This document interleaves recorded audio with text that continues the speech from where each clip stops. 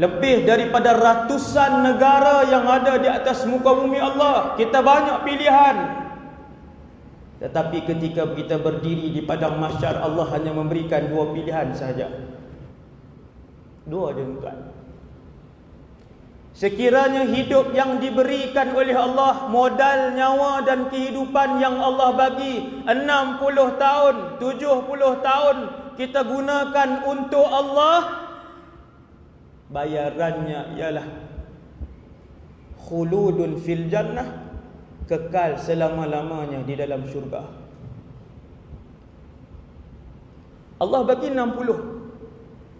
Tuan-tuan pergi ke pantai, tuan-tuan ambil pasir banyak ni je, dengan dua jari gitu angkat. Pasir yang melekat di tangan tuan-tuan itu adalah tempoh kehidupan dunia.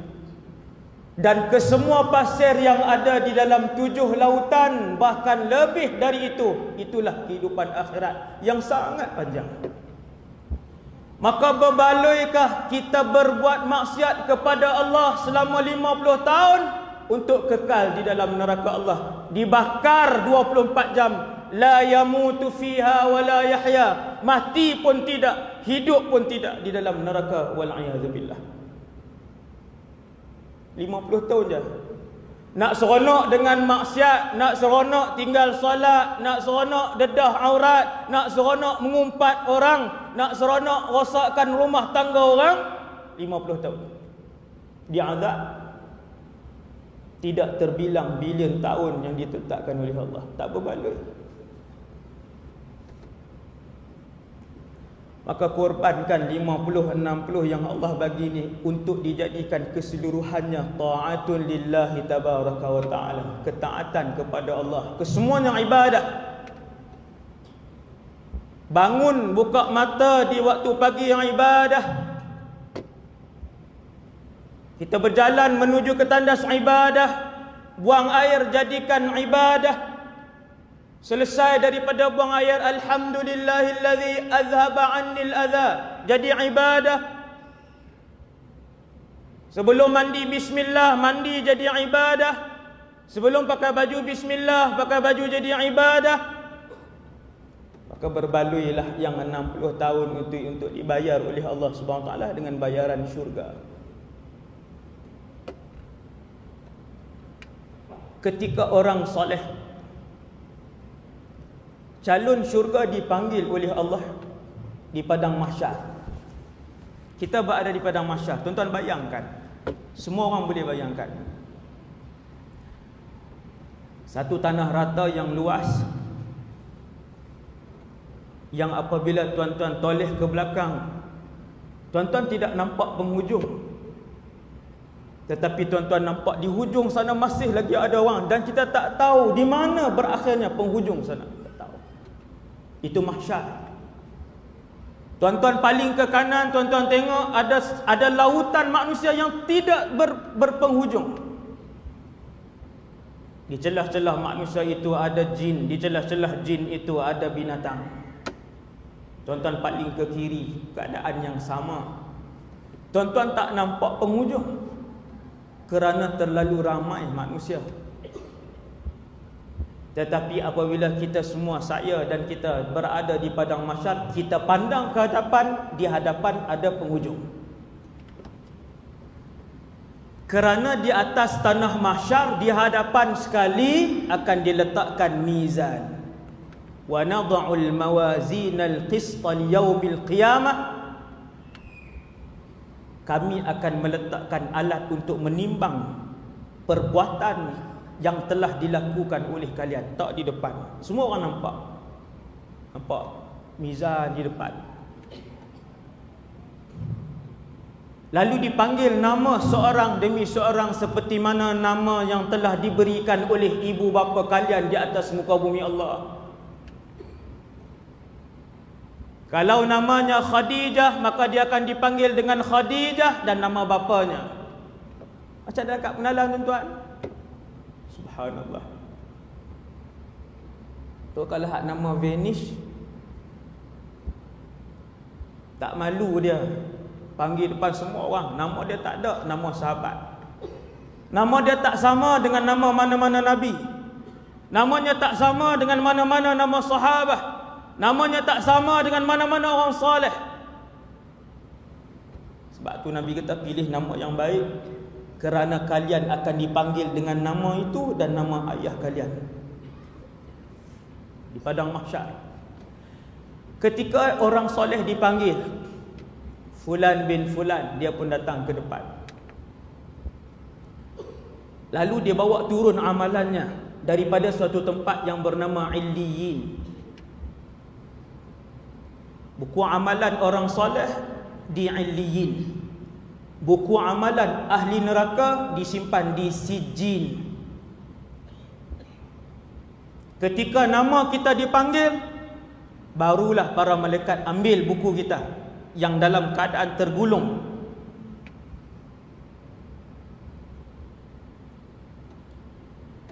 Gulungan kertas itu lebih kurang 90 helaian kertas. Setiap helai sejauh mata memandang. Ambil, buat turun. Bolehkah cakap Kedah ni? Boleh no? Ambil, buat turun. Faham kan? Bawa, setelah nama kita dipanggil, buku amalan kita dibawa turun. Sebanyak 90 helaian lembaran. Setiap lembaran sejauh mata memandang. Wa idza suhufu nusyirat. Ini Allah cerita dalam Al-Quran. Dan buku itu pun dibuka. Buka di hadapan tuannya masing-masing. Dan bukanlah kesemuanya dipanggil serentak, bahkan dipanggil seorang demi seorang. Dibuka. Kemudian Allah akan berfirman kepadanya, Iqra' kitabak kafa bi nafsika al-yawma 'alaika hasiba. Tidak ada penterjemah di antara dia dengan Allah Tabaraka wa Ta'ala. Dia akan berurusan secara langsung dengan Allah Tabaraka wa Ta'ala. Kalau berdiri di dalam mahkamah, di depan hakim mahkamah persekutuan, telah membuatkan kita terketar-ketar tubuh badan, berpeluh-peluh, baru jadi saksi, bukan penjenayah lagi. Apatah lagi berdiri di hadapan Allah Subhanahu wa Ta'ala. Nabi kata, ingat, laisa bainaka wa bainallahi turjuman. Tidak ada di antara kamu dan Allah itu penterjemah. Subhanallah. Apabila orang soleh dipanggil, lalu dibuka bukunya, lalu disuruh baca, kebanyakan yang ada di dalam buku amalannya adalah perkara-perkara ibadah dan ketaatan. Jarang dia menyakitkan hati orang lain. Jarang dia membohongi orang lain. Jarang dia bercakap tentang aib orang lain. Dan jarang sangat dia mengambil hak orang lain. Tanggungjawabnya sebagai suami dilakukan dengan baik. Tanggungjawabnya sebagai isteri dilakukan dengan baik. Tanggungjawabnya sebagai ayah dilakukan dengan baik. Dan tanggungjawabnya sebagai anak dilakukan dengan baik. Mereka ini adalah ahli-ahli syurga. Proses pengiraan amal ibadah dan ketaatan mereka dimudahkan oleh Allah. Cina kata cincai. Cina belah sana lah, Cina belah sini saya tak tahu. Cina belah sana kalau kita ni minta kuang, kita kata cincai lah. RM6.8 kita kata cincai, dia kata RM6. Dengan ahli bakal ahli syurga, begitulah Allah Ta'ala berurusan. Dimudahkan.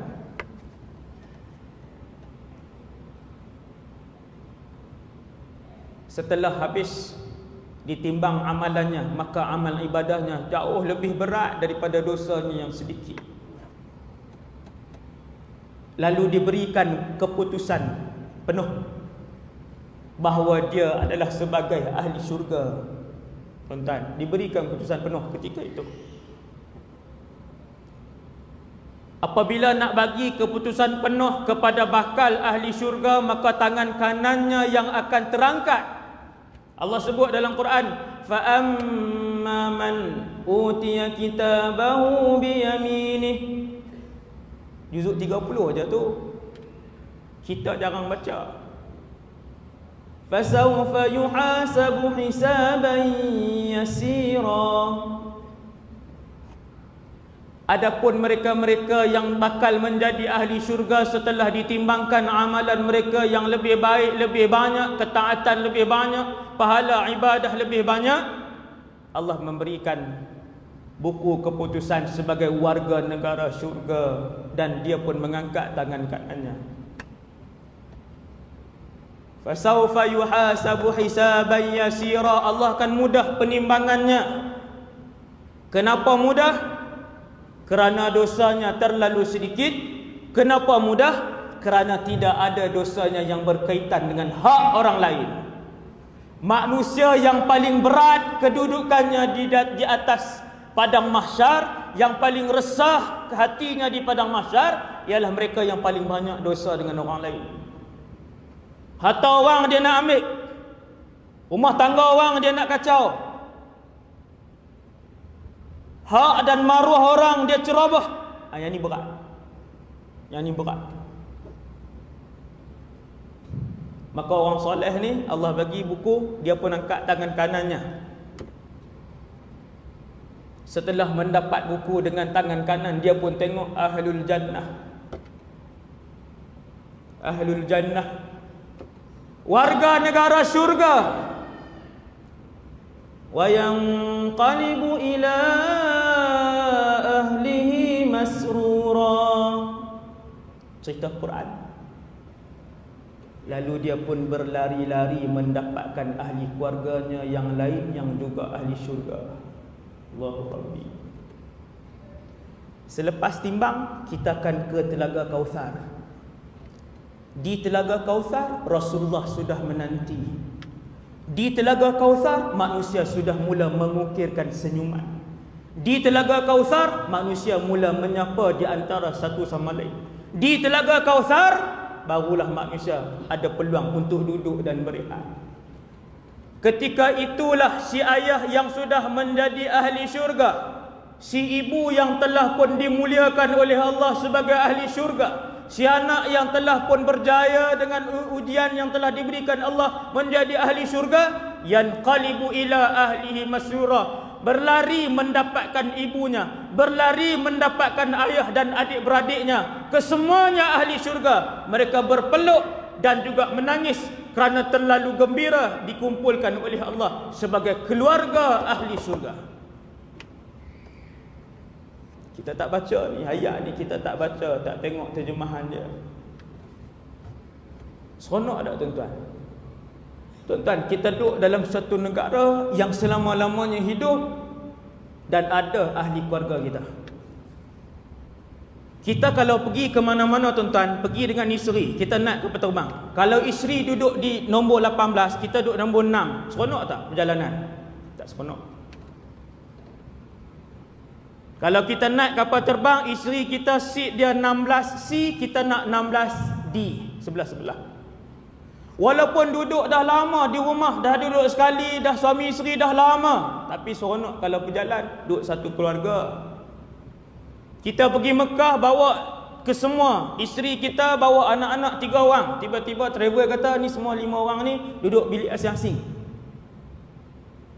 Ayah hotel ni, mak hotel belakang, anak 3 orang lagi hotel 1, 2, 3. Kita rasa tak bermakna. Itu baru tempoh 2 minggu melakukan umrah. Apatah lagi satu tempoh yang diisytiharkan di hadapan semua makhluk di padang mahsyar, selama-lamanya kamu di akhirat. Tiba-tiba tak duduk, tidak tinggal sekali.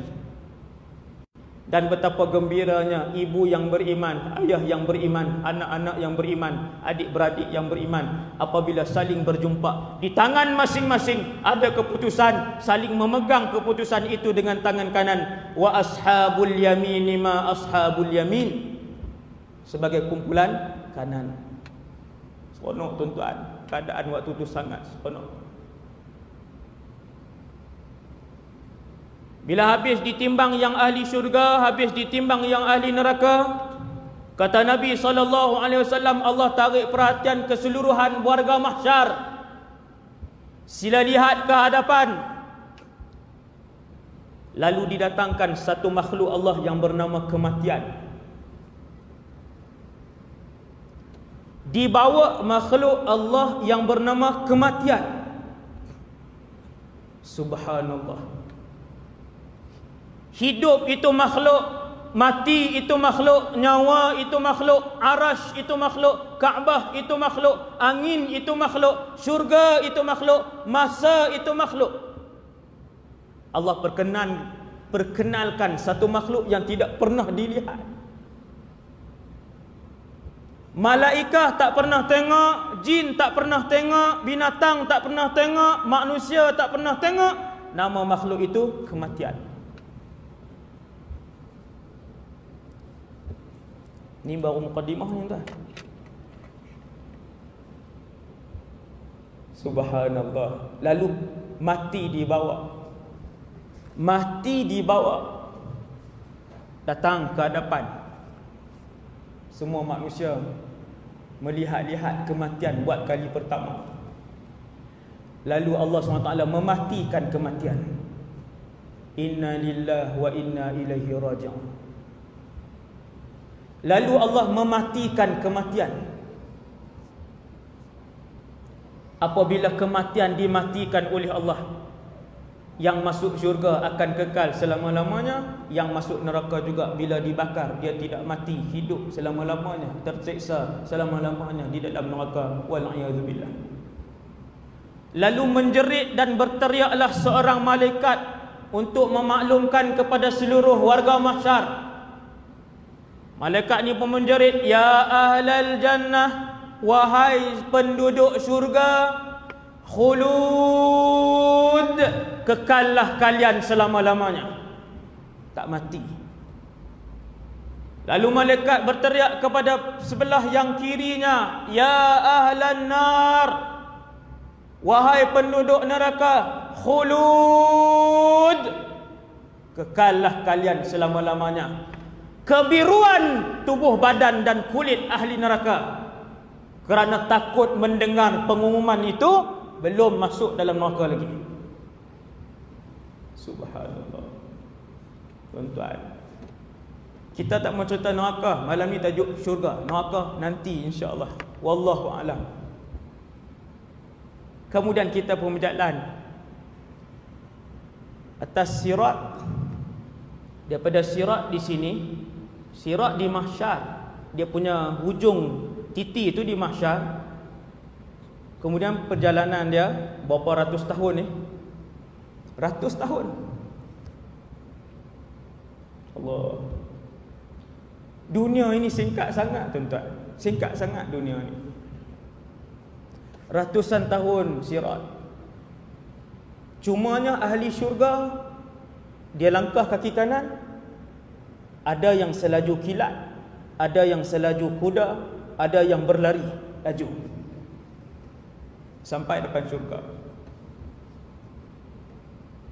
Orang pertama yang sampai di hadapan syurga adalah Nabi Muhammad sallallahu alaihi wasallam. Allah mengarahkan malaikat yang menjaga pintu syurga untuk tidak membuka pintu syurga kecuali kepada Muhammad, orang pertama yang mengetuk pintu syurga. Nabi sampai di kanan Nabi Abu Bakar, di kiri Nabi Umar radhiyallahu anhuma. Tengok tuan, kanan kiri. Fa akhadhtu bihalqatiha, aku pun memegang pintu tempat ketuk syurga. Halqah ni, kalau rumah dulu-dulu dia ada besi yang bulat tu ketuk. Nabi kata, aku sampai di hadapan syurga, pintu syurga dalam keadaan tertutup. Sekarang ni tuan-tuan, kita ceramah malam ni, pintu syurga tutup, pintu neraka pun tutup. Pintu syurga akan dibuka oleh Allah hanya dalam bulan Ramadan. Ni Ramadan nak sampai ni, pintu syurga akan dibuka. Habis Ramadan, pintu syurga akan ditutup sepanjang tahun. sampai kiamat, sampailah habis ditimbang amalan orang-orang saleh.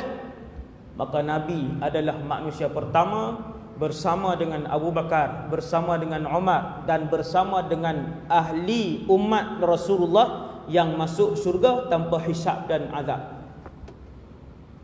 Nabi kata, aku pun capai tempat ketuk pintu syurga, lalu aku pun ketuk pintu syurga. Yang jarak di antara pintu sana dan hujung pintu kiri adalah seperti jarak Mekah dan juga Busra. Pintu ni tuan-tuan, pintu masjid tuan-tuan, ni berapa meter tu? 10 meter. Ada? Ustaz tak pernah ukur lah. Lama dah jadi imam, kita tak ukur kan. Berapa jawab tuan-tuan ni? 5 meter. Jarak daripada hujung sini ke hujung sana 5 meter. Nabi kata jarak pintu syurga, pintunya sahaja daripada Mekah ke Busra, berapa kilometer Ustaz ni? Lebih kurang 1000 dah. 1000 kilometer. Hadis ni yang saya sebut ni hadis. Allahu Rabbi. Maka sebahagian para ulama sebutkan di hadapan pintu syurga itulah kesemua orang akan minum daripada haudun Nabi, telaga Nabi SAW. Semua minum, semua berhenti di situ. Bilangan cawannya sebanyak bilangan bintang di langit. Jangan risaulah tuan-tuan, bilangan bintang di langit lebih banyak daripada bilangan butiran pasir pada 7 lautan. Tuan-tuan, datanglah lambat macam mana pun, memang ada yang lambat, memang ada yang awal, tetapi Nabi menunggu. Datanglah lambat macam mana pun, air Haudul Kautsar, telaga Kautsar itu tidak akan kering dan cawannya mesti mencukupi. Ada yang datang, malaikat yang mempersilakannya minum, ambil cawan. Ada yang datang, dia sendiri yang pergi ambil cawan dan minum. Ada yang datang, Nabi SAW yang memberikan dia untuk minum daripada telaga Kautsar. Ini yang paling mulia, Nabi bagi. Setelah diminum daripada telaga Kautsar, berlaku 2 perkara, kata Nabi SAW. Yang pertama, wajah-wajah mereka menjadi nadratan na'im.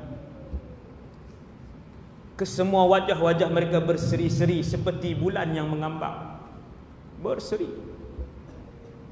Dan yang keduanya, kata Nabi, apabila mereka meminum daripada telaga Kautsar, Allah membersihkan keseluruhan penyakit buruk daripada hati mereka. 100% hasad dibuang dari hati mereka, 100% dengki dibuang dari hati mereka, 100% takabur dibuang dari hati mereka. Semua penyakit dengan tegukan yang pertama hilang. Kenapa tuan? Kerana sifat ahli syurga ialah la yasma'una fiha lagwan wala ta'thima illa qilan salaman salama. Antara sifat utama ahli syurga ialah mereka tidak bercakap perkara-perkara yang keji. Mulut mereka tidak menfitnah orang, mulut mereka tidak menghina orang, mulut mereka tidak mencaci orang, illa qilan salaman salama.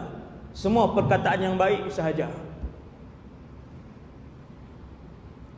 Untuk kamu kenal adakah kamu layak untuk menjadi ahli syurga, cuba lihat apa yang keluar daripada mulut kamu. Mulut macam mana mulut kita? Ada bercakap bohong hari-hari? Ada mengumpat orang hari-hari? Ada. Setiap hari mulut kita melakukan dosa besar, maka Allah peringat kepada kita. Untuk kita tahu adakah kita layak menjadi ahli syurga, lihat bagaimana anggota mulut kita apabila kita bercakap dengan orang lain. Penting ni tuan, mulut ni. Itu salah satu ciri. Kemudian Nabi pun masuk ke dalam syurga setelah dibuka pintu, dan sebelum dia buka, malaikat bertanya, "Man?" Siapa? "Ana Muhammad." Aku Muhammad. Maka berkata malaikat yang menjaga pintu syurga itu, "Bika umirtu an aftah." Kepada kamulah aku diarahkan untuk membuka kepada orang yang pertama pintu syurga ini. Lalu dibuka pintu syurga. Nabi melangkah kaki memasuki ke dalam syurga bersama dengan keadaan tangan kanannya diletakkan di atas bahu Abu Bakar dan tangan kirinya diletakkan di atas bahu Umar radhiyallahu anhuma. Sini tuan, masuk syurga. Kemudian Nabi teringat sesuatu. Apa yang Nabi teringat? Syurga di depan, titi sirat di mana? Di belakang. Nabi pun mengalihkan dirinya ke belakang, menghadapi dan melihat titian sirat yang begitu jauh. Lalu para sahabat bertanya, "Ya Rasulullah, apakah yang tuan tunggu di hadapan titian sirat?" Maka jawab Nabi SAW, "Aku ingin melihat umatku. Kalau ada yang jatuh daripada titian sirat untuk diberikan syafaat kepadanya." Teringat lagi umat tak? Bukan Nabi pernah tengok kita. Nabi tidak pernah melihat kita. Majoriti umat Rasulullah tidak pernah dilihat oleh Rasulullah sallallahu alaihi wasallam. Tetapi mereka sangat disayangi oleh Nabi sallallahu alaihi wasallam. Lebih-lebih lagi apabila selawat yang disebutkan oleh kita.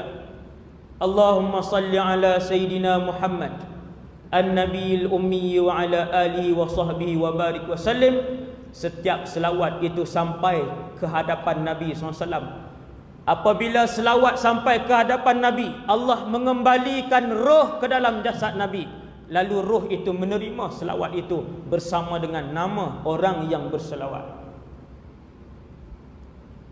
Tuan, hebat. Maksudnya tuan-tuan, Nabi sentiasa hidup dengan rohnya. Sebab umat Rasulullah sentiasa berselawat sallallahu alaihi wasallam. Kemudian kedudukan di apabila semua orang dah masuk syurga, Nabi pernah sebut dalam satu hadis, kata Rasulullah, hadis riwayat Imam Bukhari dan Imam Tirmizi, "Inni la a'rifu rajulan la a'rifu akhira rajulin khurujan minan nar." Kata Nabi, aku kenal orang yang terakhir keluar daripada neraka dan kemudian masuk ke dalam syurga. Tuan-tuan, sekali lagi, kata Nabi, aku kenal orang yang paling akhir keluar daripada neraka dan merangkak masuk ke dalam syurga. Sebahagian kita akan tanya, adakah Ustaz orang masuk neraka kemudian masuk syurga? Jawapannya, ada.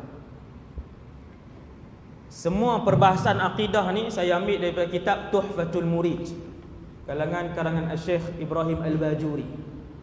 Ni semua maklumat ni. Orang yang Islam mati dalam keadaan fasik ataupun banyak dosa, dia akan masuk neraka. Setelah habis diseksa di dalam neraka, dibakar di dalam neraka 24 jam selama 1 juta tahun, 20 juta tahun, 1 bilion tahun, wallahu a'lam, berdasarkan dosanya, akhir sekali dia akan keluar. Ada orang setelah 10 juta tahun dia keluar. Allahu Rabbi, 10 juta tahun, mana ada masuk neraka sehari tuan? Adakah orang buat dosa sehari je, kata esok keluar? Dia kata sekejap ya, transitnya ni. Kawan saya kerja kilang arang. Kilang arang ni, dia punya kilang dia besar, dalam tu kita bakar kayu bakau, kan tuan, kayu bakau. Satu hari dia masuk awal, tempat bakar ni masuk awal, orang lain semua tak tahu. Dia masuk, dia duduk cuci. Datang kawan yang lain lewat sikit, buka api. Lari, bergolek-golek, lari keluar. Satu badan lecur. Ambil masa berbulan-bulan disebabkan terbakar 5 saat. Mengambil masa lebih daripada setahun. Bukan bulan, setahun. Mengelembung ke semua kulitnya, mengelembung, di dalamnya ada penuh dengan air bisa daripada atas sampai ke kaki.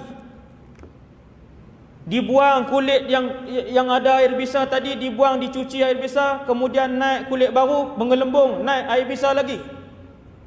5 saat. 5 saat. Kalau sehari dalam neraka Jahannam, inna lillahi wa inna ilaihi raji'un. Ada orang dia duduk dalam neraka berapa juta tahun, kemudian dia keluar. Ikut jumlah dosa yang kita buat. Kata Rasulullah, aku melihat manusia terakhir. Allah tunjuk kepada Nabi. Subhanallah, ini antara mukjizat Rasulullah. Allah perlihatkan kepada Rasulullah lelaki terakhir daripada gaung neraka naik ke atas. Nabi tengok dan Nabi cam mukanya. Sebab itu hadis tu sebut, kata para ulama, Nabi sebut dengan ayat, aku kenal orang itu. Bukannya Nabi kenal di dunia, tapi setelah Allah tunjuk, Nabi kenal lah. Nabi cam orang tu. Dia pun berjalan, kemudian naik di atas titian sirat. Tetap kena naik atas titian sirat. Selepas daripada lelaki itu keluar daripada neraka, tidak ada lagi yang dikeluarkan daripada neraka Allah, kesemuanya kekal selama-lamanya. Tuan-tuan duduk balik rumah, duduk seminit, tuan-tuan renung tengok. Berada di dalam api yang panas selama-lamanya, tak boleh keluar. Setiap kali mereka memanjat dinding gaung neraka itu, mereka akan ditendang dan dibuang oleh malaikat untuk jatuh sekali lagi ke bawah. Semua ahli neraka ingin keluar daripada gaung neraka yang membakar. Tiap-tiap kali sampai ke tebing, mereka akan dibuang oleh malaikat. Tuan-tuan bayang, duduk selama-lamanya, kematian sudah tiada dan masa tidak ada penghujung. Sampai bila? Allahu Rabbi. Sampai bila? Ahli neraka bertanya kepada Allah, ya Allah, sampai bila kami berada di sini? Ya Allah, berikan sedikit minuman. Ya Allah, berikan sedikit makanan. Akhirnya Allah Subhanahu wa taala menjerkah mereka, qala khsa'u fiha. Diam dan jangan bercakap walau satu perkataan. Hasbunallahu wa ni'mal wakil. Bila lelaki ini keluar, lelaki terakhir keluar, dia pun merangkak. Ada kalanya tersembam. Faham tak tersembam? Sama ke? Sembam jatuh kan? Kemudian naik balik, merangkak balik, kadang berdiri, merangkak balik, kadang-kadang macam askar buat tu, orang panggil apa? Menyulur. Tu nak apa dah tu? Menyusur. Ni gerak ke bawah. Akhirnya sampai. Apabila dia sampai di depan pintu syurga, Allah, tuan-tuan, dia nampak daripada titian sirat tu, dia nampak pohon yang rindang. Sangat rindang. Teduh, buah-buahannya banyak. Lalu apabila dia sampai, Allah SWT pun arahkan untuk dia masuk dan cari rumahnya, istananya. Lelaki ini adalah lelaki yang paling rendah martabatnya di dalam syurga. Orang terakhir. Orang lain dah lama dah duduk, dah merantau. Ada yang dah berapa ribu tahun, dah berapa puluh ribu tahun duduk, dah berapa juta tahun duduk. Lama sangat. Dia pun masuk. Lalu Allah Ta'ala sengaja menunjukkan kepadanya seolah-olah kesemua istana telah pun penuh. Qad akhadhan nas al-manazil. Dia kata, ya Allah, Semua orang telah pun mengambil kedudukan dan tempat masing-masing. Tak ada tempat. Tuhan tanya, atadhkuruz zaman alladhi kunta fih. Allah tanya kepada lelaki yang paling rendah martabatnya dalam syurga ini, kamu ingatkah dulu pada zaman kamu hidup? Kamu ingatkah dulu siapa yang paling kaya ketika mana kamu hidup? Dia kata, ya, ingat. Allah Ta'ala kata, tamanna. Minta dan berangan-angan apa yang kamu nak minta. Tuan-tuan, kita zaman ni, siapa yang paling kaya? Sekian. Orang yang kurun 19 ada yang kaya pada zaman mereka. Yang kurun 18 ada yang paling kaya pada zaman mereka. Lelaki itu wallahu a'lam, pada zaman bila dia hidup, Allah Ta'ala tanya dia, kamu ingatkah zaman dulu kamu hidup? Dia kata ingat. Bercita-cita dan pohonlah kepada aku sekarang. Dia pun ingat balik, dia pun minta dengan Allah. Lalu Allah pun kata, kamu dapat apa yang kamu minta, iaitulah kemewahan orang yang paling kaya pada zaman dan kurun kamu. Kemudian aku gandakan, kemudian aku gandakan, kemudian aku gandakan, kemudian aku gandakan, kemudian aku gandakan, sebanyak 10 kali ganda. Lalu dia berkata kepada Allah, atastahzi'u bi wa anta rabbul alamin. Kenapa kamu bercakap main-main dengan aku sedangkan kamu Tuhan sekalian alam? Dia percaya, tuan-tuan? Dia tak percaya. Kerana dia adalah ahli syurga yang paling miskin sekali. Tiba-tiba dia dalam hadis riwayat Imam Bukhari tadi, Nabi kata Allah ganda 10 kali ganda kepadanya. Di celah-celah Allah memberitahukan kepada dia berita gembira. Orang itu akan berkata kepada Allah, ya Allah, kenapa bercakap main-main dengan aku sedangkan kamu adalah Tuhan sekalian alam? Ketika itulah Nabi ketawa kepada orang itu. Dan ketika itu jugalah Abdullah ibn Mas'ud radhiyallahu anhu yang meriwayatkan hadis ni ketawa kerana Nabi ketawa ketika meriwayatkan hadis ini. Dia tak percaya, tuan-tuan. Itulah kedudukannya di dalam syurga. Yang tu yang paling akhir. Apatah lagi kita, insya-Allah, yang kalau kita masuk awal ke dalam syurga. Ini bumi. Kemudian ada langit. Langit 1, langit 2 sampai langit 7. Di mana syurga? Tuan-tuan kita akan bahas. Langit 1 sampai langit 7. Di atas langit 7 ada syurga. Dan di atas syurga ada Arsyur Rahman, ada arash Allah.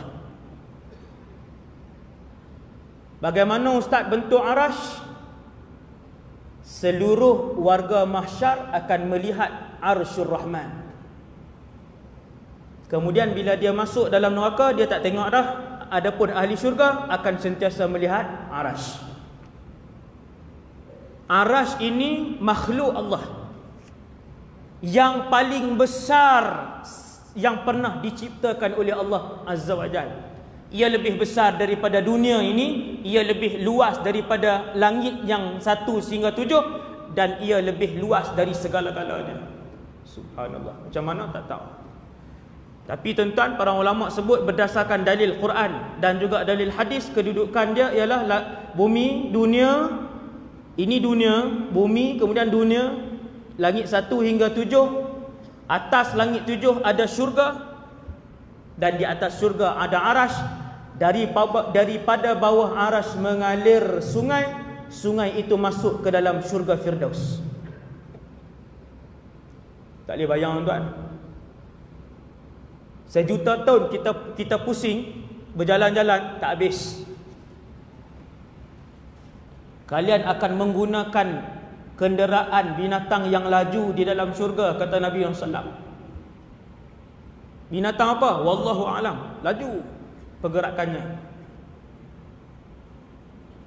Daripada bawah arash mengalir air masuk ke dalam syurga Firdaus. Ada 8 pintu syurga. 8 jenis. Pintu 1 sampai pintu ke-8. Setiap orang masuk mengikut jenis masing-masing. Yang banyak berpuasa masuk melalui pintu Rayyan. Yang mati fi sabilillah, mati syahid, masuk dalam pintu jihad. Yang banyak bersedekah masuk ke dalam syurga melalui pintu sedekah. Dan begitulah. Ada berapa, setelah masuk ke dalam syurga, ada berapa jenis syurga? Jumhur para ulama berdasarkan ayat-ayat yang qat'i dalam Al-Quran, jumhur ahlu sunnah menyebutkan bahawa syurga 4 jenis. A'laha, yang paling mewah adalah syurga Firdaus. Di situ tinggal para nabi dan rasul dan Nabi Muhammad sallallahu alaihi wasallam. Syurga yang paling mewah Al-Firdaus Al-A'la. Kata Nabi, apabila kalian memohon kepada Allah, pohonlah Al-Firdaus Al-A'la. Tuan-tuan, mula malam ni, ya Allah, kurniakanlah kami Al-Firdaus Al-A'la bersama ahli keluarga kami. Mana-mana lidah dan mulut yang selalu memohon kepada Allah, tiap-tiap hari pohon kepada Allah, tak pernah lupa. Kata para ulama, Imam Ibn Athaillah asalkan dari kata, ingat bahawasanya ketika mana kamu memohon sesuatu kepada Allah, kamu tak pernah lupa, ketahuilah bahawasanya Allah nak bagi benda yang kamu minta itu. Tuan-tuan, siapa yang ingatkan kita bila kita nak minta? Allah. Siapa yang ingatkan kita dan menggerakkan mulut dan lidah kita untuk menyebut Allahumma inni as'aluka ridhaka wal jannah? Siapa yang ingatkan kita? Allah. Maka berbahagialah orang yang tiap-tiap hari Allah mengingatkan mulut dia untuk menyebutkan, ya Allah, masukkan kami ke dalam syurga Firdaus berserta dengan ahli keluarga kami. Tuan-tuan, muhasabah diri masing-masing malam ni. Kalau tak pernah sebut, bermaksud Allah tak pernah mengingatkan kita. Itu masalah. Itu ada masalah besar dengan Allah Subhanahu Wa Taala. Kemudian syurga yang jumhur ulama ahli sunnah kata 4, Firdaus yang paling tinggi, kemudian Aden disebutkan, kemudian Ma'wa, dan kemudian Na'im. Jadi semua disebut dalam Quran 4. Setiap orang ada istananya masing-masing. Apabila mereka masuk ke dalam istana mereka, kata Nabi, orang yang paling rendah kedudukannya, apabila masuk ke dalam istananya di dalam syurga, dia mendapati ada 10,000 khadam untuknya. Orang gaji 10,000. Hadis ni riwayat Imam Tabrani dan rawi-rawi dia thiqah. Orang yang paling rendah darajahnya bila dia masuk ke dalam istananya, ada 10,000 orang gaji. Tuan-tuan, kita hari ni kalau ada duit, kita nak ada orang gaji? Nak. Basuh kereta seorang, basuh kereta je. Dah kereta bukan sebiji. Di dalam syurga takkan kereta sebiji. Sultan Brunei pun 5,000 biji.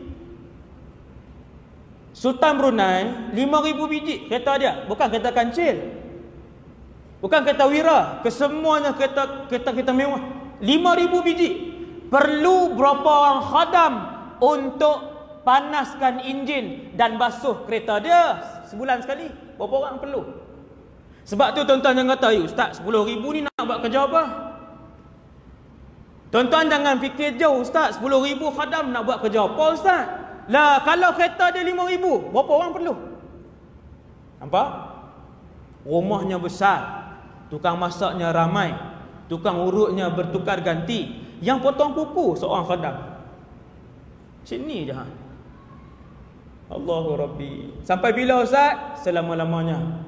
Allahu Akbar. Dalam syurga ada binatang. Tuan-tuan, apa yang tuan-tuan tengok dalam dunia ni, semua ada dalam syurga. Dah selesai. Kadang-kadang kita kata, ustaz, duduk dalam syurga nanti bola-bola apa semua dengan TV apa semua ni. Kita duduk bayang, duduk dalam syurga semua pakai tudung labuh, semua pakai jubah, pakai serban, pegang tasbih la ilaha illallah, la ilaha illallah. Jadi tak menarik hidup. Dalam syurga tidak ada lagi yang namanya ibadah. Apa? Solat dah tak ada, puasa dah tiada, zakat dah tak ada, haji dah tiada. Allahu Akbar. Mereka tidak tidur di dalam syurga. Tuan-tuan, tanya orang sibuk yang kerja banyak. Kalau boleh, kalau tak ada tidur, mereka nak habiskan kerja-kerja ni. Maka di dalam syurga Allah membuang tidur. Ahli syurga tidak buang air besar, ahli syurga tidak buang air kecil, dan ahli syurga tidak pun meludah membuang kahaknya. Subhanallah. Tetapi kita kena ingat, dalam syurga semua nikmat ada. Nikmat yang paling ditunggu-tunggu oleh seluruh orang lelaki ialah nikmat bidadari. Semua orang perempuan bidadari. Nabi cerita dalam hadis riwayat Imam Bukhari dan Muslim, setiap ahli syurga masuk ke dalam istananya ada 2 bidadari. Yang ni hadis sahih. 2 orang. Kedua-duanya saling berbaik-baik. Sesiapa yang ahli syurga, maka dia akan didoakan oleh bidadarinya. Ni sejak kita hidup ni. Ya Allah, mudahkanlah urusan suamiku. Ya Allah, berikanlah hidayah untuk dia beribadah kepadamu. Ini hadis. Dan ketika mana isteri yang jahat di atas muka bumi menyakiti suaminya, mengingkari suaminya,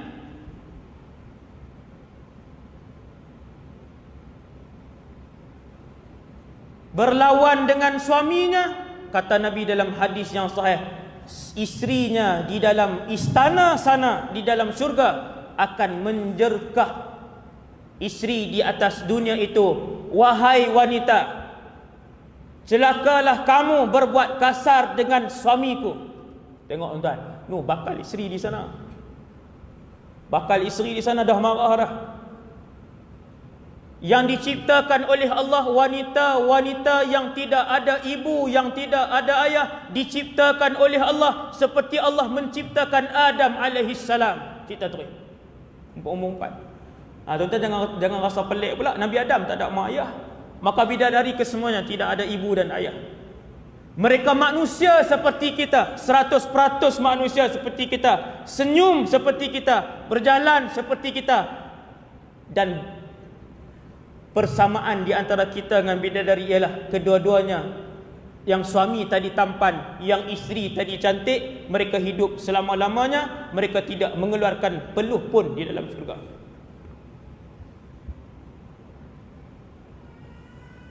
Nabi bercerita bahawasanya orang-orang lelaki bersama berjima dengan isteri-isteri mereka. Kita ingat dalam syurga dia tak ada nikmat tu tak? Bahkan itulah yang nikmat yang disebutkan oleh Nabi dalam hadis-hadis yang sahih, dan Allah sebutkan secara tidak langsung di dalam Al-Quran. Wa hum fi syughulin fakihun. Mereka sibuk di dalam syurga, di dalam istana mereka. Lalu sahabat tanya, apakah yang mereka sibuk itu ya Rasulullah? Ibnu Abbas mentafsirkan ayat itu, mereka sibuk memecahkan keperawanan isteri-isteri mereka. Tuan-tuan, semua nikmat-nikmat dunia Allah sediakan dalam syurga. Untuk Allah bagi tahu kepada kita, tak perlu kalian kejar dunia yang sementara. Berkorbanlah hidup kalian untuk aku akan berikan nikmat selama-lamanya dalam syurga. Apabila kita duduk di depan pintu syurga, Allah tukarkan tubuh badan kita. Tuan-tuan, ni dalam masjid ni, laki dan perempuan, semua ni pinjaman ni, tubuh badan ni pinjaman. Tubuh badan, tangan, kaki, muka, kepala ini semua ni akan ditukar oleh Allah Subhanahu Wa Taala. Di mana? Di depan pintu syurga. Allah akan ubah kita menjadi situ nadhira'an, 60 hasta tinggi. Tuan-tuan, kalau lebar pintu pun lebih kurang 1000 kilometer, lebar pintu syurga. Kalau kita kecil macam mana nak masuk? Bukan macam mana, maksudnya jenuh berjalan. Teruk untuk berjalan, jauh dan luas sangat. Maka Allah SWT tinggikan kita. Ini hadis sahih. Setiap ahli syurga ditinggikan oleh Allah menjadi 60 hasta.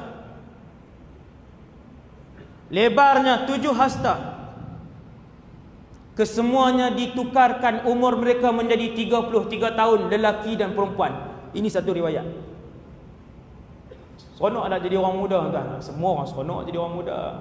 Kita hari ni pun seronok. Kalau boleh, kalau kuat seronok main bola ni. Ada umur 50 lebih main tenis, dia kata kalau 30 lebih seronok. Maka untuk memastikan setiap ahli syurga menggunakan nikmat syurga secara maksimum, Allah memudahkan mereka. Mereka berjimak sepuas-puasnya. Tuan-tuan, perkara jimak ni Nabi cerita. Sehingga kan sahabat tanya, ya Rasulullah, mampukah mereka berjimak dengan isteri-isteri bidadari mereka dalam syurga sebanyak itu? Nabi kata ya, kerana setiap orang lelaki diberikan kekuatan 100 orang lelaki. Orang lelaki suka apa, tuan-tuan? Mana-mana pun kita pergi, kawan saya ramai yang AJK masjid, kawan-kawan ustaz, mesti sembang nak minta isteri sign satu lagi borang. Ustaz macam mana pun mesti kalau dah kahwin satu pun duk sembang yang tu juga, nak pasang seorang lagi, duk sembang nak duk cari borang. Sebab tu Allah ciptakan bidadari dalam syurga. Nah, ini nikmat kalian. Berpadalah dengan isteri yang Allah bagi di atas muka bumi, bersyukurlah kerana di atas syurga sana Allah sediakan. Kita pun tanya, ustaz, dalam syurga dengan isteri juga kah? Hak isteri dunia kah? Ustaz kata ya. Allah, tak boleh ke orang lain pula, ustaz? Apa punya perangai suami? Dia nak orang lain pula. Isteri yang salihah, suami yang saleh akan duduk sekali dalam syurga. Kalau mereka nak. Allah bagi istana masing-masing.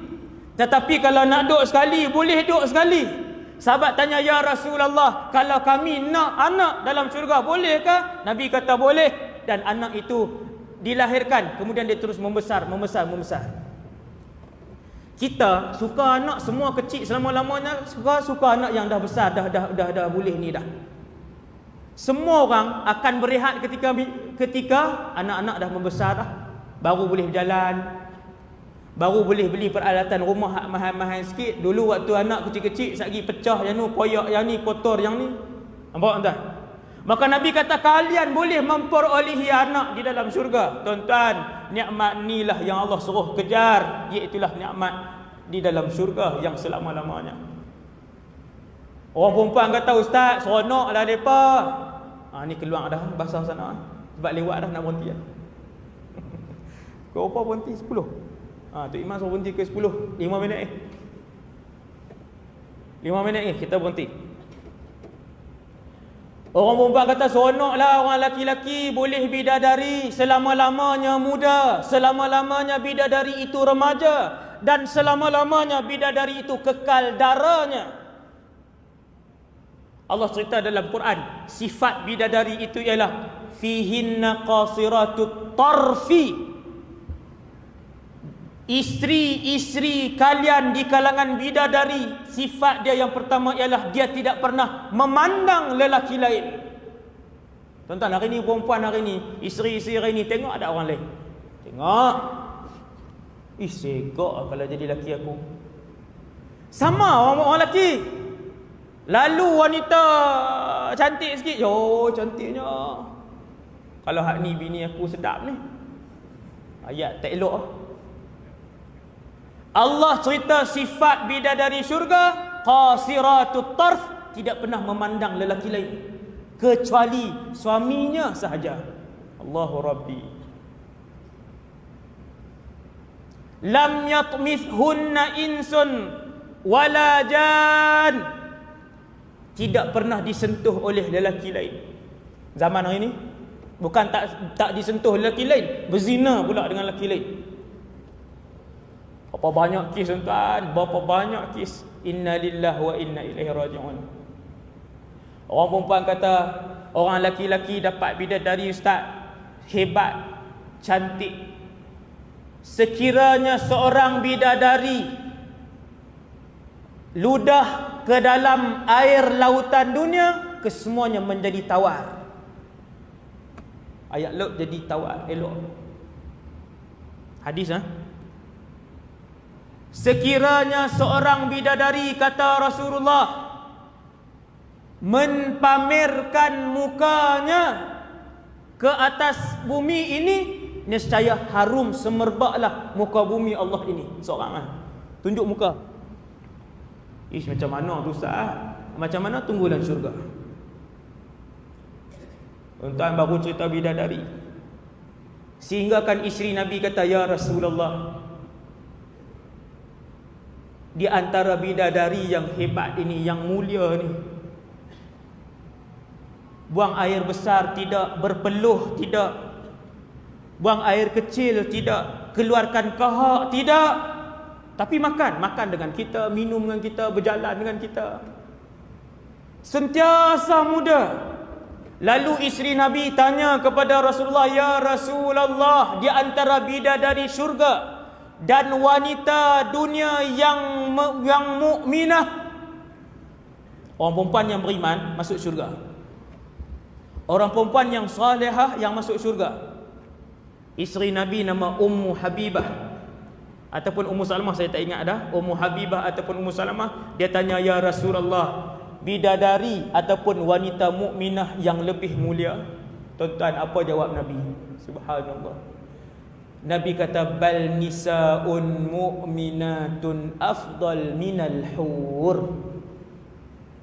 Kata Nabi, bahkan wanita-wanita mukminah yang masuk syurga lebih cantik dari bidadari, lebih wangi dari bidadari, lebih mulia dari bidadari, dan lebih jelita daripada bidadari. Barulah kita suami-suami dunia ni kata, kalau macam tu tak apa ustaz, nak duduk sekali ya dan syurga. Baru tahu bahawasanya isteri kita jauh lebih cantik daripada bidadari ketika mana mereka beriman dan masuk syurga, dalam masuk dalam syurga beserta dengan kita. Akhir sekali tuan-tuan,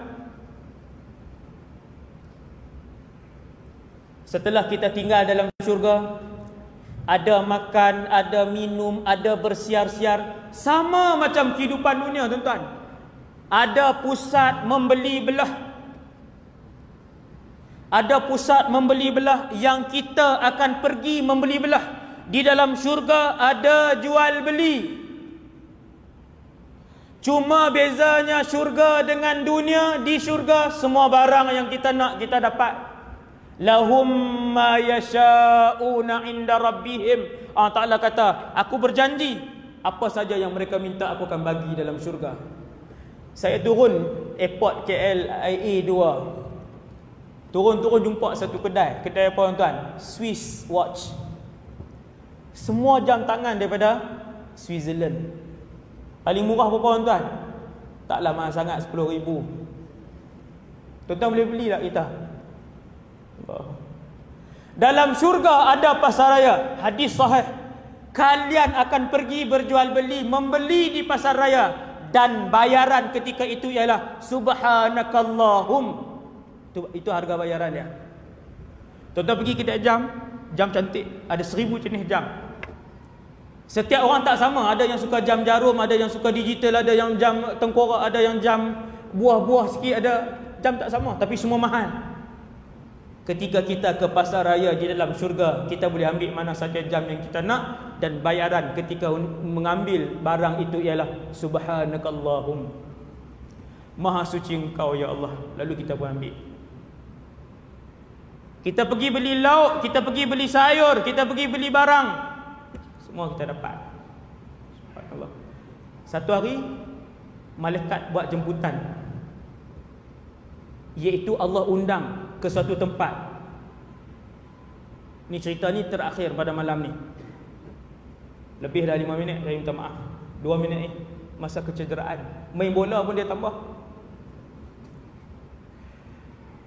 Tuan-tuan, satu hari Allah undang semua ahli syurga, daripada syurga yang paling bawah sampailah syurga yang paling atas, untuk pergi ke satu tempat yang ahli syurga kesemuanya tidak pernah sampai. Lalu kesemua ahli syurga pergi dengan kenderaan kita. Jauh kita pergi, sampailah di suatu tempat, kita pun diberikan makan, kita diberikan minum. Kita nampak Nabi itu, kita nampak Rasul ini, kita nampak itu dan ini. Bila berada di satu tempat, lalu Allah SWT pun berkata-kata, Ya ibadi, wahai hamba-hambaku, adakah kalian telah redha denganku? Allah tanya, wahai hamba-hambaku, apakah kalian telah redha denganku? Kita jawab, wa ma lana la narda ya Allah.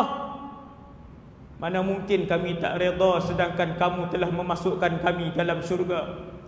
Mana mungkin kami tidak redha sekarang ini kami sihat selama-lamanya, kami kaya selama-lamanya, kami gembira selama-lamanya, kami mulia selama-lamanya, maka kami redha ya Allah. Allah Ta'ala kata, aku nak berikan sesuatu yang lebih daripada itu. Lalu penduduk syurga tidak tahu apakah yang akan dikurniakan oleh Allah. Dalam keadaan penduduk syurga tak tahu apa yang nak dikurniakan oleh Allah, Allah Ta'ala pun berfirman kepada seluruh penduduk syurga, Ya ibadi, aku telah redha kepada kalian, dan bermula dari saat ini aku tidak lagi akan murka kepada kalian. Dan ketika itulah Allah mempamerkan wajahnya. Kita akan melihat Allah Subhanahu Wa Taala. Yang ni adalah kemuncak satu orang berada di dalam syurga, ialah ru'yatullah, melihat Allah. Apabila Allah mempamerkan zatnya, kita tak tahu kan, dengan mata kah, dengan hati kah, wallahu alam. Hanya bakal penduduk syurga yang akan melihat zat Allah.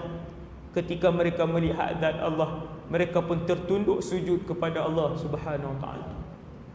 Tak boleh tanggung dah nikmat melihat zat Allah. Tuhan yang selama ni kita sembah, tuan-tuan, kita sembah, kita tak nampak apa. 40 tahun kita semayang, kita tak nampak apa. Satu hari kita akan melihat Allah Subhanahu Wa Taala, dan itu adalah kemuncak nikmat yang akan diperlihatkan oleh Allah kepada penduduk syurga. Seperti mana orang-orang beriman berkumpul di dunia pada hari Jumaat, dalam syurga juga ada waktu yang kita akan saling berkumpul dan berjumpa di antara satu sama lain. Moga-moga kita dikurniakan oleh Allah dengan nikmat berada selama-lamanya di dalam syurga. Wabillahi taufiq wal hidayah.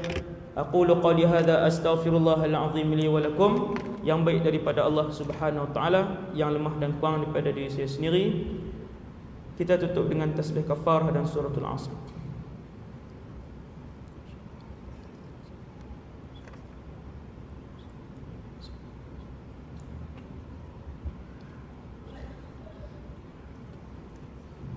Assalamualaikum warahmatullahi wabarakatuh.